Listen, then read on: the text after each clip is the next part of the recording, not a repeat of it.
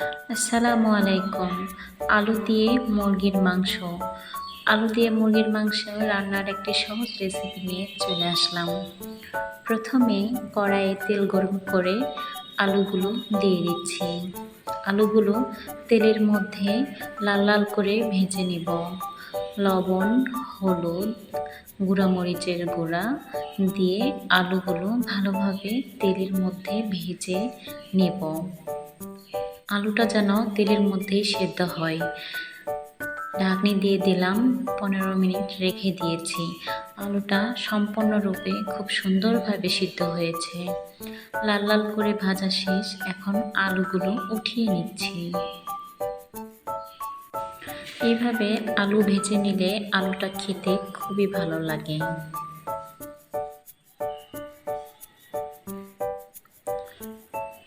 তেল গরম করে নিয়ে গরম মশলা, দারুচিনি, জিরা, তেজপাতা, এলাচ দিয়ে ভালোভাবে নেড়ে নিলাম।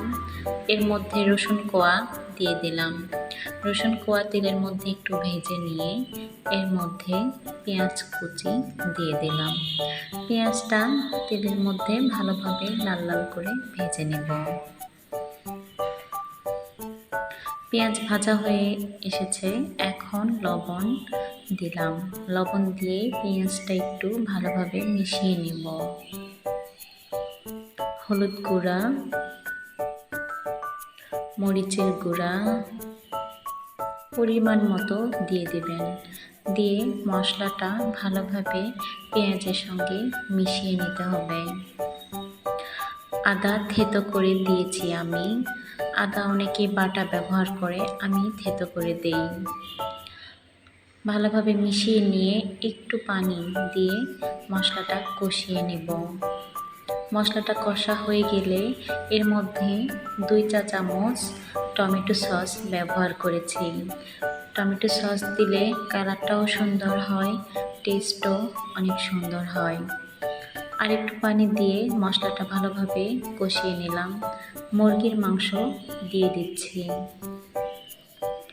মাংসগুলো দিয়ে মশলার সঙ্গে ভালোভাবে মিশিয়ে নিতে হবে।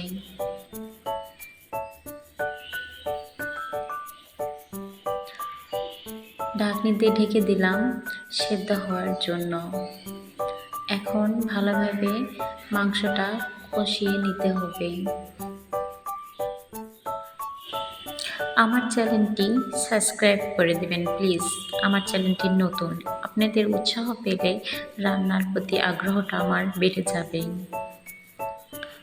মুরগির মাংসটি কষানো হয়ে এসেছে, পানি শুকিয়ে গিয়েছে। এখন এর মধ্যে ভাজা জিরার গুঁড়া দিয়ে দিলাম।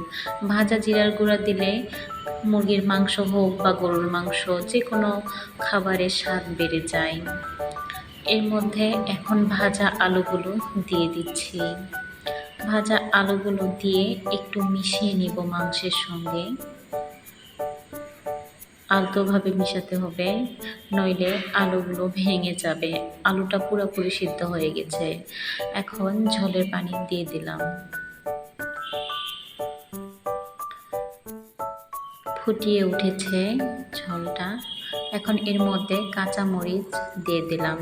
কাঁচামরিচ দিলে একটা সুন্দর ফ্লেভার আসে কাঁচামরিচের। ভাত দিয়ে খেতেও ভালো লাগে কাঁচামরিচগুলো। মাংস রান্না শেষ। আল্লাহ হাফেজ।